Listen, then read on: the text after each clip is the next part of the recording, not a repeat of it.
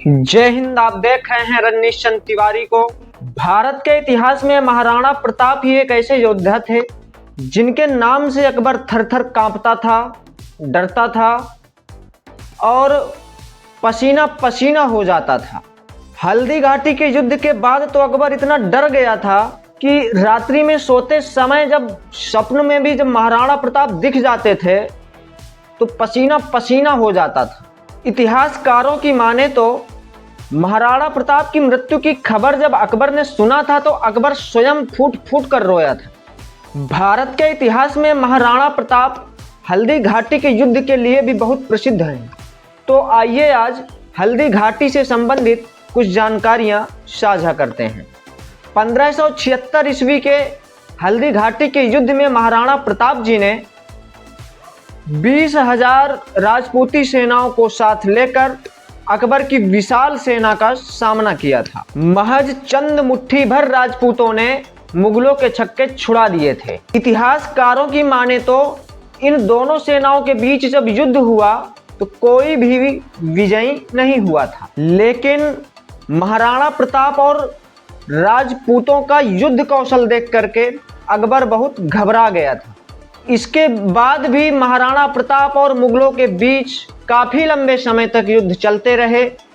महाराणा प्रताप की सेना ने मुगल चौकियों पर आक्रमण करके उदयपुर समेत 36 अहम ठिकानों पर अपना अधिकार जमा लिया था। 12 सालों के लंबे संघर्ष के बावजूद भी महाराणा प्रताप कभी अकबर के अधीन नहीं आए। अकबर इतना डर गया था कि खास करके महाराणा प्रताप जी के युद्ध कौशल को देखकर कि सपने में भी वह चौंक जाता था और सपने में भी महाराणा प्रताप जी के नाम से पसीना पसीना हो जाता था अकबर।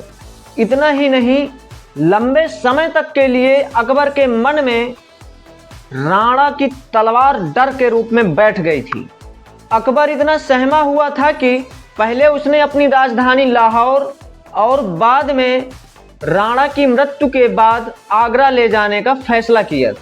हल्दी घाटी के युद्ध के पश्चात महाराणा प्रताप अपने परिवार सहित जंगलों में विचरण करते हुए अपनी सेना को संगठित करते रहे।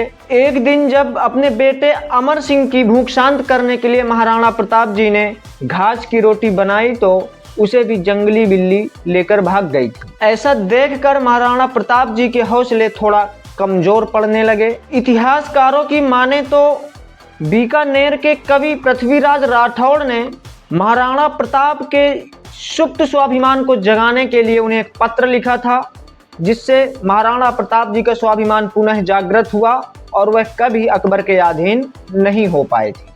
अंततः महाराणा प्रताप की मृत्यु अपनी राजधानी चावंड में धनुष की डोर खींचने से उनके आंत में लग गया था। इलाज करने के दौरान 57 वर्ष की आयु में वो हो गई थी। इतिहासकार बताते हैं कि महाराणा प्रताप की मृत्यु का समाचार सुनकर अकबर की आंखों में भी महाराणा प्रताप जी की अटल देशभक्ति को देखकर आंसू छलक आए थे। मुगल दरबार के कवि अब्दुल रहमान जी ने लिखा है कि इस दुनिया में सभी चीजें खत्म होने वाली हैं, धन दौलत सब खत्म हो जाएंगे, किंतु महान इंसान के गुण हमेशा जिंदा रहेंगे। प्रताप ने धन दौलत को छोड़ दिया लेकिन अपना सिर कभी नहीं झुकाया। हिंद के सभी राजकुमारों में अकेले उन्होंने अपना सम्मान कायम रखा। धरती के इस वीर पुत्र के बारे में आप लोग अपनी क्या राय रखते हैं वह हमें कमेंट के जरिए जरूर बताइएगा, और यह जानकारी आपको कैसी लगी वह भी हमें कमेंट के जरिए ही बता दीजिएगा। अगर यह वीडियो थोड़ा सा भी अच्छा लगा हो तो एक लाइक कर दीजिएगा और इसे अपने दोस्तों के साथ शेयर जरूर कर दीजिएगा। मिलते हैं अगले वीडियो में, तब तक के लिए जय हिंद।